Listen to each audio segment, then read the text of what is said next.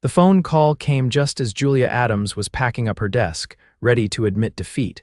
3 months without a teaching position, rent due in a week, and her student loans looming like storm clouds. "Hello," she answered, trying to mask the desperation in her voice. "Is this Julia Adams?" "The English and literature tutor." The woman's voice was crisp, professional. "Yes, speaking." Julia straightened her posture reflexively, as if the caller could somehow see her through the phone. "This is Margaret Winters from Wellington Academy. We have an urgent situation with one of our senior students. I understand you've applied for our substitute teaching position, but I'm calling about something more immediate." 24 hours later, Julia found herself standing outside an imposing wrought iron gate, clutching her weathered leather satchel filled with teaching materials. The mansion beyond the gate sprawled across manicured grounds like something from a period drama. Her small Honda Civic looked embarrassingly out of place in the circular driveway as she parked beside a fountain depicting Greek gods. The intercom buzzed, and Julia identified herself with a voice that sounded steadier than she felt. The gate swung open silently, and she drove up the winding driveway, the gravel crunching beneath her tires. A stern-faced housekeeper met her at the door. "Mr. Elliot is away on business. I'm Mrs. Hendricks. The young master is in the library." She didn't wait for Julia to respond before turning on her heel and leading the way through the marble-floored entrance hall. Julia followed, taking in the high ceilings adorned with crystal chandeliers, the original artwork on the walls, the elegant antique furniture that probably cost more than her entire apartment. The library was a book lover's dream: 2 stories of floor-to-ceiling shelves, rolling ladders, plush leather chairs, and a massive oak desk by the window. A teenage boy slouched in one of the chairs, headphones over his ears, his attention fixed on a gaming device in his hands. "Tyler, Mrs. Hendricks said sharply, "Your tutor is here." The boy Tyler didn't look up. Mrs. Hendricks cleared her throat loudly. "Tyler Elliot." With exaggerated slowness, Tyler removed his headphones and glanced up. Julia estimated him to be about 16, with sandy brown hair that fell across his forehead and dark eyes that held a mixture of boredom and defiance. "Another one," he said, his tone making it clear Julia was just the latest in a line of tutors who had failed to impress him. "Miss Adams will be working with you daily until your English and literature grades improve," Mrs. Hendricks said. "Your father was very clear about the consequences if they don't." "Whatever," Tyler muttered, returning his attention to his game. Mrs. Hendricks turned to Julia. "Mr. Elliot pays generously for results, Miss Adams. Tyler needs to pass his upcoming exams with at least a B average. The previous tutors were unable to motivate him." Her tone suggested Julia would likely fail as well. "You'll work with him from 3 to 6, Monday through Friday." "Any questions?" Julia had dozens, but she simply shook her head. "Good, I'll leave you to it then." With that, Mrs. Hendricks departed, the click of her heels fading down the hallway. Julia set down her bag and pulled up a chair across from Tyler. "So, Tyler, I'm Julia Adams.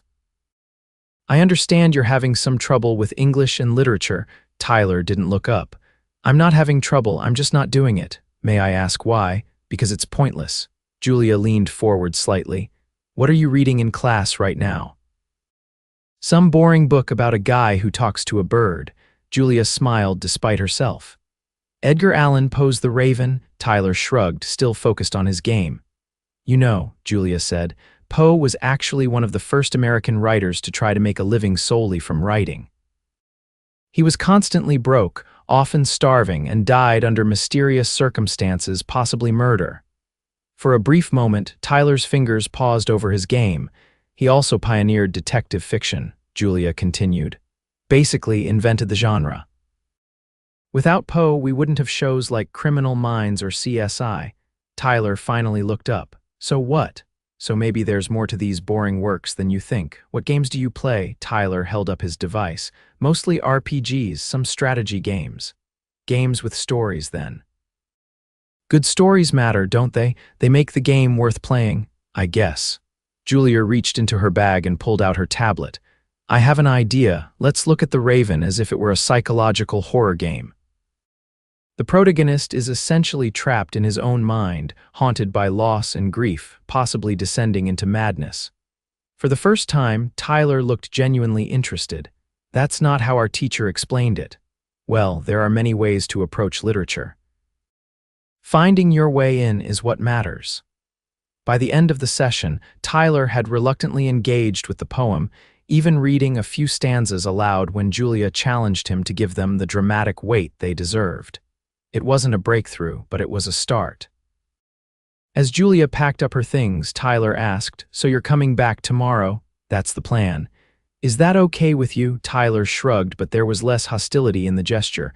"Whatever, just don't expect miracles." "I don't believe in miracles," Julia said with a smile. "I believe in hard work and finding the right approach. See you tomorrow, Tyler." Mrs. Hendricks appeared to escort Julia out. As they walked through the house, Julia asked, "Is there anything specific I should know about Tyler's situation? It would help me tailor my approach." Mrs. Hendricks hesitated.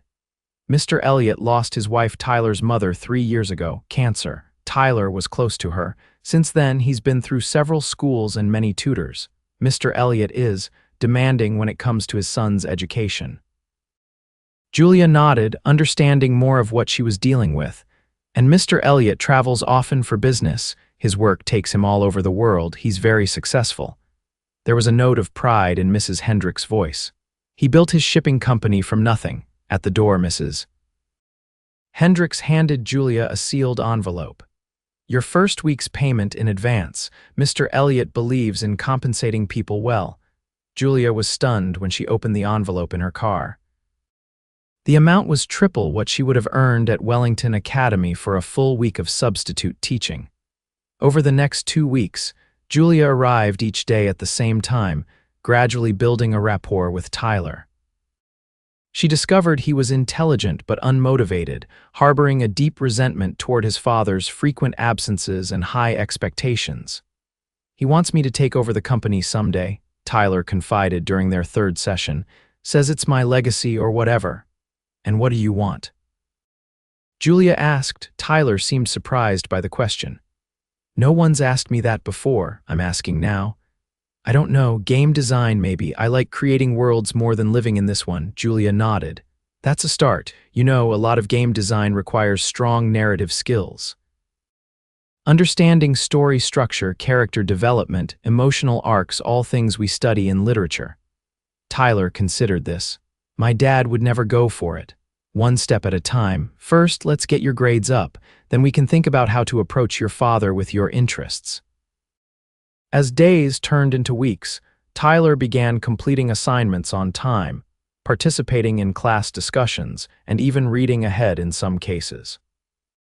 Julia introduced creative ways to connect literature to his interests, having him design character profiles for Shakespearean figures or create alternative endings to classic stories in game format. It was nearly a month into their arrangement when Julia first encountered Adam Elliot. She arrived for her usual session to find the library empty. Confused, she was about to seek out Mrs. Hendricks when she heard raised voices coming from behind a partially closed door across the hall. "It's my life," Tyler's voice carried clearly, "which you seem determined to waste." The deeper voice must belong to his father. "Do you have any idea what I've built for you? The opportunities you have? Opportunities to be exactly like you?" "No thanks." Julia hesitated, uncomfortable at overhearing the private argument but unwilling to interrupt. "Your tutor seems to be having some impact on your grades at least," the man said, his tone slightly less confrontational. "Julia actually listens to me," Tyler shot back. "She doesn't just tell me what to do all the time." There was a pause then. "We'll continue this discussion later. I have calls to make." Julia quickly moved back toward the library entrance, pretending to have just arrived as the door across the hall swung open. A tall man emerged, his broad shoulders filling the doorway. He wore a tailored suit that accentuated his athletic build, his dark blonde hair neatly combed back from a face that featured a strong jawline and intense blue eyes. Those eyes landed on Julia with startling focus. "You must be Miss Adams," he said, striding toward her with his hand extended. "Adam Elliot," Julia shook his hand, noting his firm grip. Yes, Mr. Elliot, it's nice to finally meet you. Likewise, I understand you've made more progress with my son in a few weeks than the last 3 tutors combined. Tyler is very bright, Julia said. He just needed to find his connection to the material. Adams studied her with interest. Most people lead with flattery about my business or my home when we first meet. You lead with praise for my son. Julia met his gaze steadily. I'm here to teach Tyler, not network with you, Mr. Elliot. To her surprise, Adam's serious expression broke into a genuine smile. Refreshing, Mrs. Hendricks speaks highly of you as well.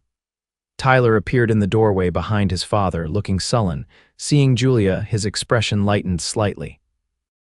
We should get started, Julia said, gesturing toward the library. Adam nodded. By all means, perhaps I could join you briefly. I'd like to observe your approach. Dad, Tyler protested. Just for a few minutes, Adam assured him. Julia looked to Tyler, leaving the decision to him. After a moment, Tyler shrugged. Whatever. The session was tense at first, with Tyler clearly uncomfortable under his father's scrutiny. Julia decided to change tactics. Today, I thought we'd analyze song lyrics as poetry, she announced, pulling up a presentation on her tablet. Tyler mentioned you're a fan of classic rock, Mr. Elliot. Adam looked surprised. Did he? Tyler appeared equally confused. No, I didn't, Julia smiled. The vintage concert posters in your room gave it away. Led Zeppelin, Pink Floyd, the Rolling Stones. I noticed them when we moved our session there last week while the library was being cleaned. Adam turned to his son with raised eyebrows. You have good taste, I guess, Tyler mumbled, but Julia could see he was pleased by his father's approval. Many song lyrics stand as poetry in their own right, Julia continued, displaying the lyrics to Stairway to Heaven on her tablet. I thought we could analyze the literary devices, metaphors, and themes in some of these classics, then compare them to contemporary music Tyler enjoys. For the next 30 minutes, Julia guided them through an analysis that had both father and son engaged, occasionally finding common ground in their interpretations.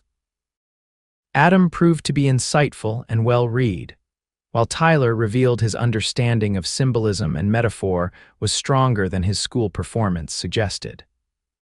When Adam finally excused himself to take a business call, the atmosphere in the library relaxed noticeably, but something had shifted between father and son. Your dad knows a lot about literature, Julia observed. Tyler nodded. Mom was an English professor before I was born. I guess she rubbed off on him. The revelation gave Julia a new perspective on Adam Elliot, not just a demanding businessman, but a man who had loved a woman who loved books. Over the next few weeks, Adam began appearing more frequently during Julia's sessions, sometimes just to say hello, other times staying longer to participate in discussions. She learned he had rearranged his travel schedule to be home more often, ostensibly to monitor Tyler's progress. One Friday afternoon, Julia arrived to find Tyler with a slight fever. Mrs. Hendricks insisted he rest, and Julia prepared to leave early. Miss Adams, Adam called, catching her in the foyer. A moment, if you don't mind. He led her to his home office, a space that reflected his personality, organized, tasteful, with subtle displays of achievement rather than ostentatious showing off. I wanted to thank you, he said, gesturing for her to sit. Tyler's latest progress report shows remarkable improvement. He's doing the work, Julia said. I'm just providing guidance. You're providing much more than that. Tyler talks about your sessions at dinner now. He hasn't voluntarily spoken about school in years. Julia smiled. He's passionate about storytelling, you know. He has a creative mind. Adam sighed, running a hand through his hair in a rare display of vulnerability. I'm aware I've been inflexible about his future. After his mother died, I became obsessed with securing his path. Catherine would have handled this so much better. I think you're being too hard on yourself, Julia said gently. Grief affects everyone differently. Adam looked at her with surprise, as if unused to being offered compassion rather than deference. Perhaps, he conceded. In any case, since you won't be tutoring today, would you consider joining me for lunch? I'd like to discuss Tyler's progress in more detail. Julia hesitated. Something in the way Adam looked at her suggested this might be more than a professional meeting, and she was conscious of maintaining appropriate boundaries. "I think that would be fine," she finally said. "As long as we focus on Tyler's education." Adam smiled. "Of course." They drove separately to a small, elegant restaurant overlooking the bay. Julia was grateful she'd worn one of her nicer outfits that day, a simple blue dress that brought out her eyes. Still, she felt underdressed compared to the other diners. Adam must have sensed her discomfort. "I chose this place for the view and the privacy, not the pretension," he said as they were seated at a window table. "Most of these people are more concerned with being seen than with enjoying their meal." The observation made Julia laugh, and some of her tension eased. Their conversation began with Tyler but gradually expanded to books they'd both read, places they'd traveled, and their personal philosophies on education. Julia found Adam to be thoughtful and articulate, with a dry wit that emerged when he felt comfortable. "May I ask how you became a tutor?" Adam inquired as they finished their main course. "You clearly have a gift for it." Julia hesitated, then decided on honesty. "Necessity, initially. I was a high school English teacher until my school faced budget cuts. I've been trying to find a permanent position, but in the meantime, tutoring pays the bills." She smiled ruefully, "Or at least most of them." "You should be teaching full-time," Adam said with conviction. "Tyler's school would be lucky to have you." "That's kind of you to say, but teaching positions are competitive." "Perhaps I could make a call. I'm on the board at Wellington." Julia shook her head firmly. "I appreciate the thought, but I want to earn a position based on my qualifications, not connections." Adam studied her with renewed interest. "Your integrity is remarkable, Julia. May I call you Julia?" "Of course. And please call me Adam." Their eyes met across the table, and Julia felt a flutter of something unexpected in her chest. Adam Elliot was not just wealthy and handsome. He was complex, intelligent, and deeply committed to his son despite his missteps. As a single father navigating grief and the challenges of raising a teenager, he was doing his best, and now he was trying to do better. The moment was interrupted by Adam's phone buzzing. He glanced at it apologetically. "I should take this. Business never stops, I'm afraid." As he stepped away to take the call, Julia gazed out at the water, wondering at the strange turn her life had taken. A month ago, she was desperately applying to every teaching position within 50 miles. Now she was having lunch with one of the wealthiest men in the city, developing feelings she hadn't expected and wasn't sure how to handle. Adam returned looking troubled. "I apologize, but I need to cut our lunch short. There's an issue at the Shanghai office that requires my attention." "Of course," Julia said, reaching for her purse. Adam waved her off. "Please, lunch is my treat, and there's something else I may need to travel next week. Would you be willing to extend your sessions with Tyler? Perhaps 3 hours in the morning as well as your usual afternoon time. I'd adjust your compensation accordingly." "I can do that," Julia agreed, pushing aside her disappointment at the thought of Adam leaving just as they were beginning to connect. "Thank you." He hesitated, then added, "I've enjoyed our conversation tremendously, Julia. Perhaps we could continue it when I return." Julia smiled. "I'd like that." The following Monday, Julia arrived early for her extended session with Tyler. Mrs. Hendricks informed her that Adam had left for China the previous evening. "He asked me to give you this," she said, handing Julia an envelope. Inside was a handwritten note. "Julia, thank you for agreeing to the additional hours. Tyler respects you, which is no small accomplishment. I look forward to continuing our conversation when I return."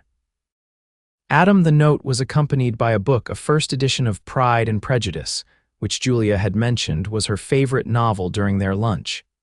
"He had it delivered by courier yesterday," Mrs. Hendricks said with a knowing look, "before he left." Julia's cheeks warmed as she carefully placed the book in her bag. Tyler was surprisingly cooperative during their extended sessions. "Dad said if I keep my grades up, he'll consider letting me take a game design course this summer," he confided on Wednesday. "That's wonderful," Julia said, genuinely pleased. "See, communication works." Tyler shrugged, but he seemed happier than she'd seen him before. He's different lately, less, I don't know, robotic, Julia smiled. People can change when they realize what's important. He talks about you, you know, Tyler said casually, pretending to focus on his assignment. Asks what we do in our sessions, if you've mentioned any books you like. Does he? Julia tried to sound neutral, but her pulse quickened. Yeah, it's kind of obvious he's into you. Tyler, it's cool, he interrupted. You're not like the women he usually dates. They're all fake. You're real. Julia wasn't sure how to respond to that, so she redirected their conversation back to Macbeth and the essay Tyler needed to complete. Adam's business trip extended from 1 week to 2. He called Tyler every evening, and occasionally Julia would receive a text message asking about his son's progress or recommending a book he thought she might enjoy. Each message was professional, but carried an undercurrent of personal interest that both thrilled and confused her. Was she reading too much into his attentions? Would her feelings jeopardize her position as Tyler's tutor? The questions circled in her mind as she drove to the Elliot home for her Friday afternoon session, exactly 2 weeks after Adam's departure. To her surprise, his sleek black Audi was parked in the driveway. Mrs. Hendricks met her at the door. Mr. Elliot returned early this morning. He and Tyler are in the garden. Julia found them engaged in an impromptu basketball game on the court behind the house, both laughing as Tyler successfully blocked his father's shot. Adam's suit had been replaced by jeans and a simple gray t-shirt that revealed muscular arms she hadn't known existed under his tailored clothing. "Julia," Tyler called out, waving. Adam turned, his face lighting up at the sight of her. "You're early," he said, walking over to greet her. "Actually, I'm right on time," she replied with a smile. "Then I've lost track of time," Adam said, his eyes warm as they met hers. "It's good to see you. You too. How was your trip?" "Productive. I managed to restructure our Asian operations to require less direct oversight from headquarters." "Meaning?" Julia asked. "Meaning I'll be traveling less frequently," Adam explained, a smile playing at the corners of his mouth. "I've realized there are more important things requiring my attention at home." Tyler rolled his eyes behind his father's back, making Julia struggle to maintain a straight face. "Well," she said, "we should probably start our session." "Actually," Adam said, "I thought we might try something different today." "Tyler mentioned you've been discussing the old man and the sea in your sessions this week." Julia nodded.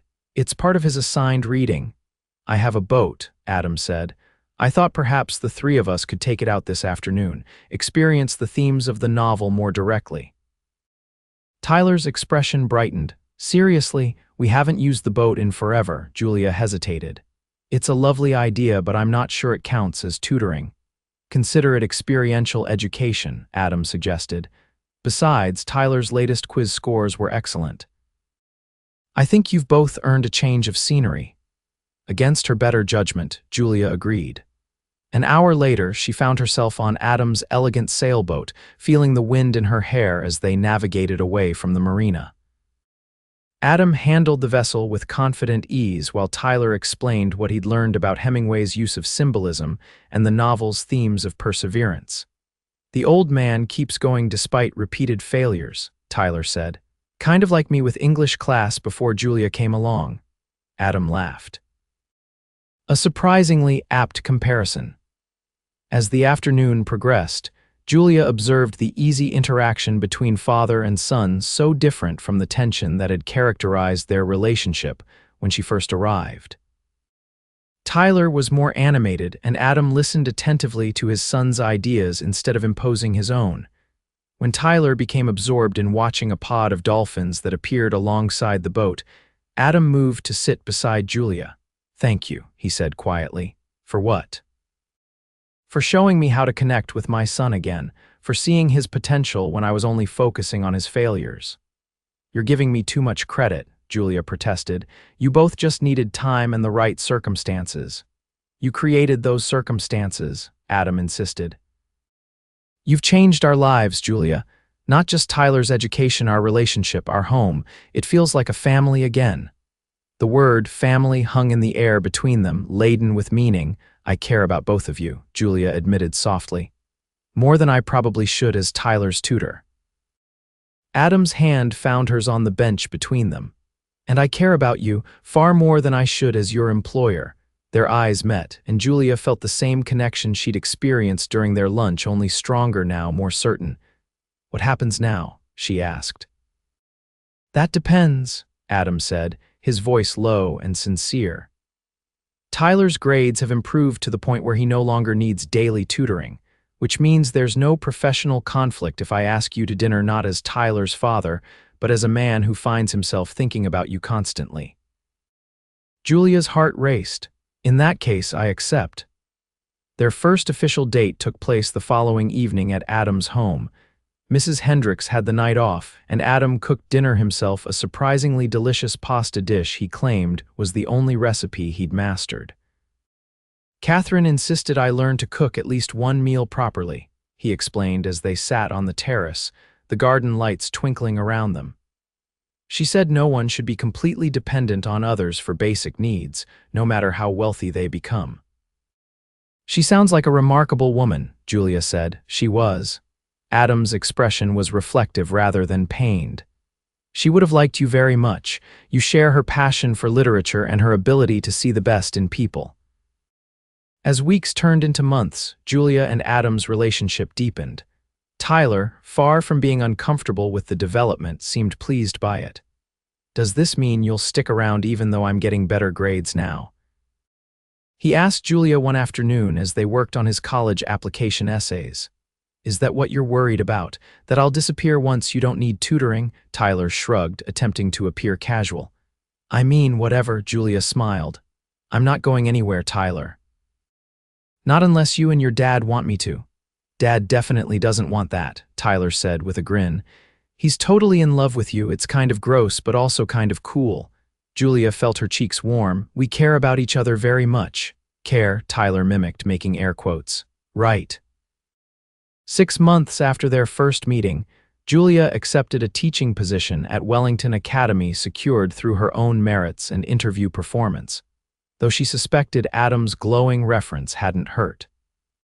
Congratulations, Professor Adams, Adam said, presenting her with a bouquet of lilies when she shared the news.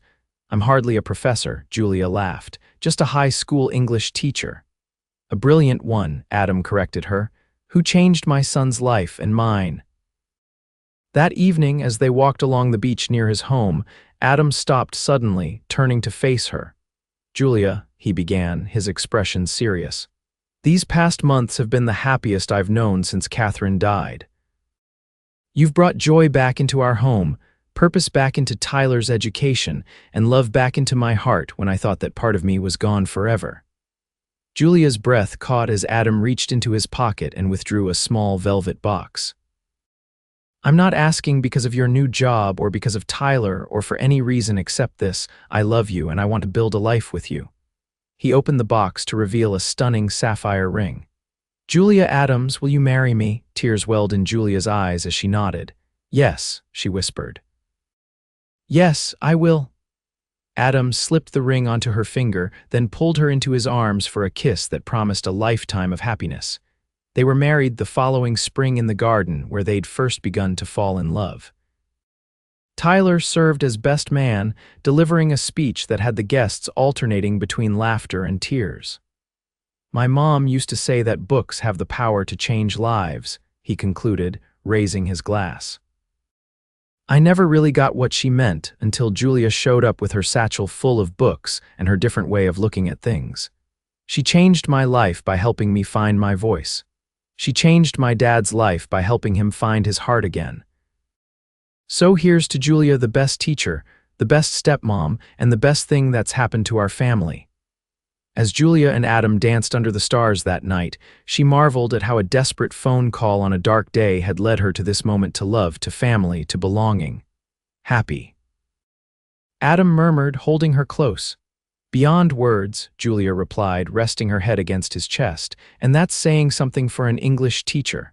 Adam laughed, the sound rumbling pleasantly against her ear. I love you, Mrs. Elliot, and I love you.